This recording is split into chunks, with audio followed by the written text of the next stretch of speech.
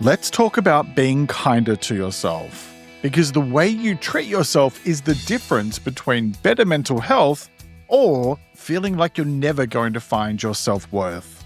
Today I'll explain why your harsh inner critic shows up, and I'll show you how to stop bullying yourself and start backing yourself instead. So let's talk about how to be kinder to yourself. Hello, I'm Jeremy Godwin, and this is the Let's Talk About Mental Health podcast, full of practical tools for better mental health. In this episode, we're talking about how to love yourself more by being kinder to yourself. And it's a topic that has a huge impact on your mental health because the relationship you have with yourself affects everything, from your self-esteem to how safe you feel in your own skin, through to how you handle stress, and even how you show up in your relationships with other people. Because the thing is that if you're constantly at war with yourself, then life feels so much heavier than it needs to. But if instead you're backing yourself, even when things aren't perfect, that's when you cope better, you recover from setbacks faster, and you can make clearer choices in your life. Now, if you're someone who has a harsh inner critic, it's not just a little bit of negative self-talk. It's a voice that shows up the moment you make a mistake, and it turns into a character judgment. You know, you forget something and suddenly that voice starts going, "You're hopeless," or you don't handle a situation perfectly and it's like, "What's wrong with you?" It's exhausting and it can be overwhelming. And over time, that voice does not make you stronger or better. It just makes you more anxious, more tense, and more likely to shut down or overthink everything. So if that's something you're dealing with right now, let me give you one simple tool you can use immediately. We'll talk about this stuff more later, but I'll give you this one now. It only takes about 10 seconds. So the tool is this. Notice that critical voice and label it. So when your inner critic kicks in and kicks off, don't argue with it and don't chase it down a rabbit hole of thoughts about what a terrible person you are. Just label it calmly. That's my inner critic. Or that's self-attack.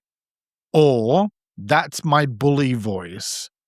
The goal here is to create a tiny bit of distance between you and it, so that the voice stops feeling like the truth and starts feeling like a thought you're having, because that's exactly what it is.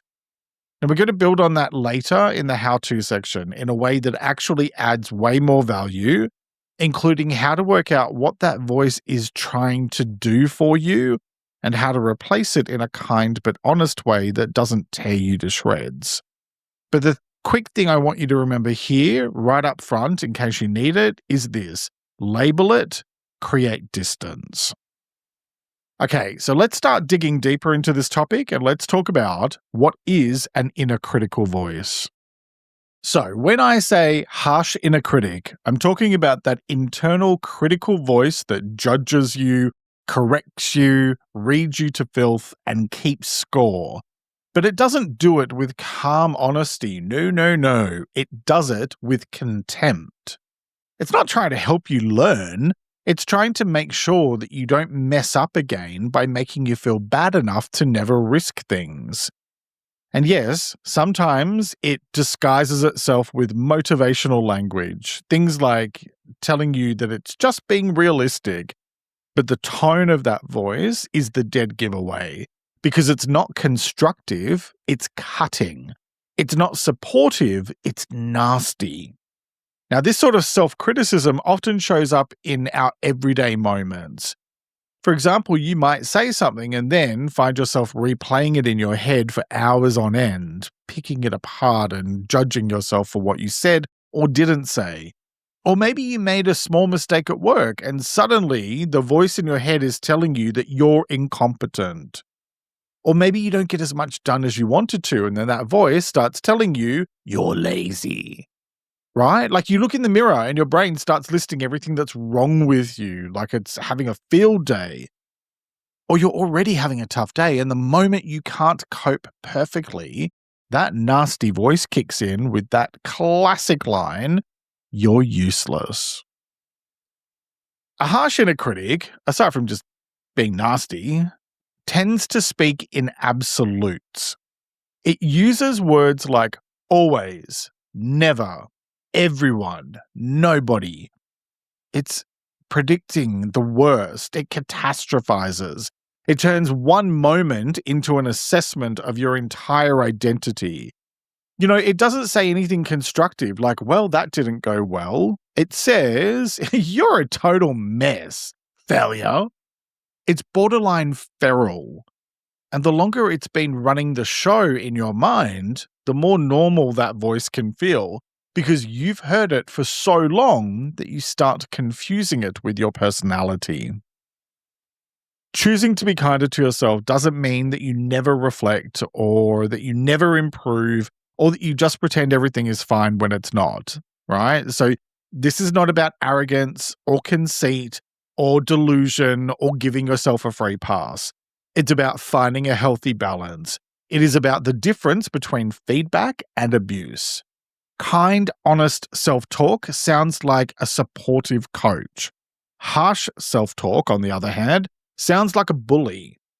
One helps you to grow, the other one just makes you feel terrible about yourself.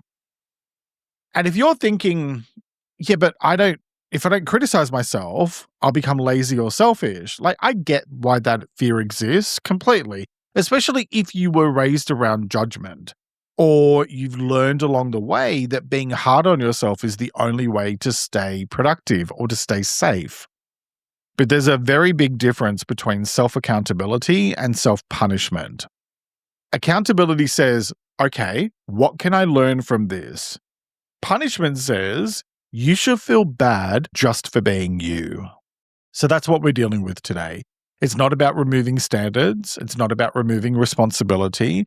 It's about changing the relationship you have with yourself so that your inner voice becomes something that supports you through life instead of constantly tearing strips off you, because that's incredibly harmful to your mental well-being. So on that note, now let's talk about why self-criticism harms your mental health. When you live with a harsh inner critic yammering away in your head, your brain and body can start behaving as if you're constantly under threat. Not because the world is actually attacking you, but because you're attacking you. And that matters because stress isn't only created by what happens out there, it's created by what happens inside you in response to things. If the voice in your head is constantly scanning for failure, turns mistakes into danger, and if it tells you that you're not good enough, all of that keeps you tense. It keeps you on edge, and it makes it so much tougher to actually feel calm, grounded, or safe, the things that are necessary for better mental health. Over time, self-criticism wears down your coping abilities. Because when you feel bad, you usually need support, and the most available support you have at any moment is your relationship with yourself. Now, if that relationship is cruel and unkind, you don't just feel bad about the original problem, you feel bad about feeling bad. You feel ashamed for struggling. You feel weak for needing help. And you feel like you should be over it by now. So, instead of your inner voice helping you to regulate, it actually escalates things. It can also mess with your identity in a really quiet and nasty way. I mean, if you're constantly telling yourself that you're a failure, or you're too much, or you're not enough, then you're going to start behaving like someone who believes all of that stuff. You hesitate, you'll second guess. You'll play small or over-explain, or you'll go the other way entirely and become perfectionistic, controlling, and then, of course, exhausted because you're constantly trying to outrun the criticism in your head. Either way, you're spending a lot of mental energy managing fear even when nobody is actually judging you in that moment other than yourself. Self-criticism also spills over into your relationships. It doesn't just stay within. So if you're often harsh with yourself, you can become hyper aware of how you're coming across to other people, which can then make you anxious around other people. Or you might become overly defensive because you're already bracing for criticism because that's what you're used to. Or maybe you might overcompensate by people pleasing because you're trying to earn safety and approval. So being kind to yourself isn't just a self thing, it changes how you show up everywhere in your life. The truth is that if you keep bullying yourself every time you drop the ball, you don't become stronger. You become more traumatized. You become someone who flinches at your own life. And that makes growth harder, not easier, because learning requires safety. You can't build confidence in an environment that keeps punishing you. So the goal to focus on here is not to magically become someone who never makes mistakes. That's not even reasonably possible. The goal is to become someone who can make a mistake and stay on your own side, because that's what creates real resilience. Self-criticism keeps you on edge, but you can't grow in self-attack mode. So, how do you tame your inner critic so that it doesn't tear you to shreds nonstop? Well, that's what we're going to talk about right after this quick break. And welcome back. So now let's get into the how-to part of this episode and let's talk about how to be kinder to yourself. So I'm going to share practical tools that you can use in 3 categories. Quick things you can do immediately, things to do over the next couple of weeks, and then bigger picture things to work on over the next few months and beyond. As always, you'll find all of these tips listed in the transcript, which is available on my website for free at ltamh.com/episodes. It's linked in the description, and you can sign up to have all episode transcripts emailed to you every week. So let's start with the immediate stuff. And my first tip is make a conscious decision. Like a lot of things related to better mental health, all of this starts with a choice. The conscious choice to be kinder to yourself. Now, just making that choice does not magically fix everything immediately, and there's definitely more work to be done, but it's a really vital starting point because if you don't choose a different relationship with yourself, you'll just keep on going back to your default. And the default is usually self-attack. Nothing changes if nothing changes. So the practical move here is to set your intention in plain language and repeat it to yourself daily, even several times a day if you need to. Maybe do breakfast, lunch, and dinner, right? Try saying to yourself, I'm choosing to treat myself with kindness and respect. Then, when your inner critic fires up, use a short circuit breaker line in the moment. Something like, I am not bullying myself today.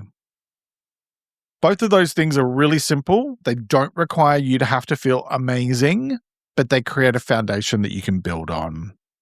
They also help to interrupt shame, and it switches you from punishment mode to self-support mode. Okay, next, notice negative self-talk and label it. This is the continuation of that quick technique that I gave at the start of the episode, which is to calmly name what's happening when you're being unkind to yourself. You know, this is my inner critic. This is self-attack. This is my inner bully. Explicitly naming it like that stops it from feeling like the truth, because it's not the truth. And instead, it starts feeling like a thought that you're having, which is what it is, because thoughts are not facts. Now, doing this really helps because most people fuse with the voice and then spiral. Labeling it is the quickest way to step back from it and look at it objectively.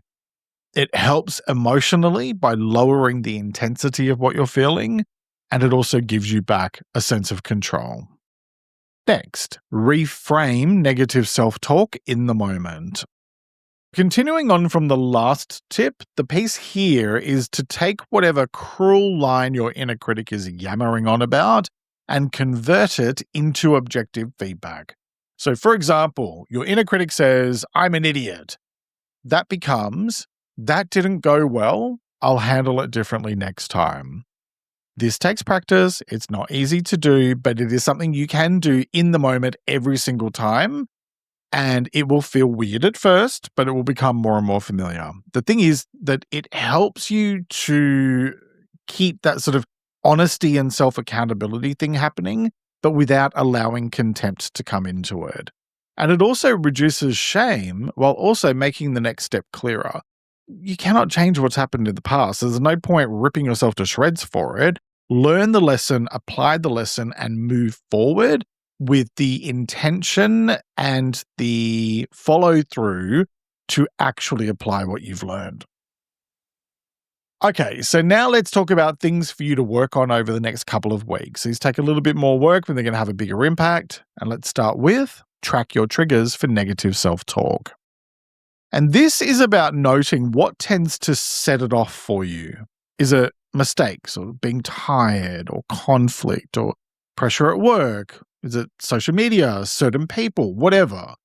Keep it simple. Just keep a running list for yourself, either in your phone or on a notepad for a couple of weeks, I would say, where you can add to it anytime your inner critic pops up, right? Just write down what happened. Afterwards, take a look at it to identify any potential recurring themes. Once you've got a good couple of weeks worth of information there. Identifying patterns is really important because it improves your understanding and self-awareness, and that makes change easier because then you know what to focus on moving forward.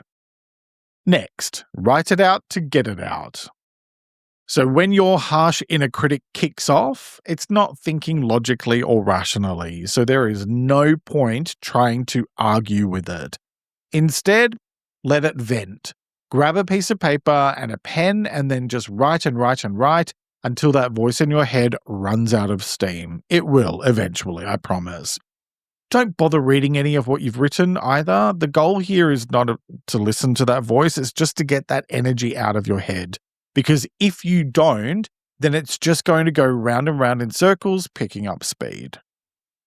This is a really simple technique that stops thoughts from looping in your head, and it helps to create relief and reduce rumination. Once your mind feels less cluttered and agitated, then you can start to think about potential solutions to whatever you're dealing with. I just suggest that you do at least a minute or two of slow breathing before you do in order to reset your nervous system. Give yourself as long as you can. Oh, and please do yourself a favor and get rid of that hyper self-critical stuff that you wrote out when your inner critic was venting. It serves no useful purpose other than making you feel terrible about yourself, so don't sit there and read it. Next, deliberately practice self-compassion. Pick one challenging moment each day, I'm sure we all have at least one a day, and deliberately respond like a supportive coach would. Fair, understanding, clear, kind, and specific. This is about slowly building a new default way of approaching issues and building self-trust. And by doing it daily, you'll find that repetition slowly turns it from concept into habit. All right, so now we're going to talk through longer-term changes for you to work on over the next few months. These take more work, but they're going to have a much bigger long-term impact on your ability to be kinder to yourself. First, improve your relationship with your inner critic. And you probably think I've gone mad suggesting this, but just hear me out. At no point today have I said to just ignore your inner critic, and there's a very good reason for that, because it's trying to protect you. It's just going a really messed up way about it. So, I want you to start longer term to treat that voice as a misinformed protector rather than an enemy, right? It's often trying to keep you safe. It just does it in a really damaging way. The thing is that fighting your inner critic usually just makes it louder, whereas working to understand it and work with it makes it easier to manage it, or at least make your peace with it. A big part of this is working on improving your self-worth, and I talk about how to do that in episode 305, so I'll leave that linked in the description. Next, consciously practice positive thinking. And this is not about forced cheeriness. We're not joining the good vibes only brigade on Instagram here. This is about balanced thinking that looks for reality and possibility instead of just being laser focused on doom, gloom, and disaster. Doing this retrains your mind's default setting over time, and it helps to create a much calmer baseline while also reducing harsh self-judgment. Now, there are lots of ways that you can do it. We'd be here all day if I was listing them all. I talked about how to cultivate realistic positive thinking in episode 292, so check that out for more. Or you can simply start by removing negative influences from your life.